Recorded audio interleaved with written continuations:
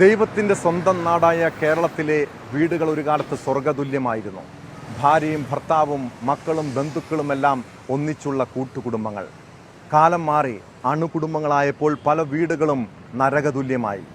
വിവാഹേതര ബന്ധങ്ങളും സംശയരോഗവും കുടുംബങ്ങളെ കലാപകലുഷിതമാക്കി. വിവാഹമോചന കേസുകളുടെ എണ്ണം വർദ്ധിച്ചു. അച്ഛനും അമ്മയും തമ്മിലുള്ള പ്രശ്നത്തിൽ അനാഥരാക്കപ്പെട്ട കുട്ടികൾ നൊമ്പര കാഴ്ചയായി. കുടുംബങ്ങളിലെ കൂട്ട ആത്മഹത്യയും കൂട്ടക്കൊലപാതകവും അക്രമങ്ങളും നിത്യസംഭവങ്ങളായി. എറണാകുളം പറവൂരിൽ ഭാര്യയെ ഭർത്താവ് കുത്തിക്കൊലപ്പെടുത്താൻ ശ്രമിച്ച കേസാണ് ഇതിലൊടുവിലത്തേത്. പറവൂർ സ്വദേശി പ്രശാന്ത് ഭാര്യ നവിതയെ വീടിന് പിന്നിൽ ഒളിച്ചിരുന്ന് ആക്രമിക്കുകയായിരുന്നു.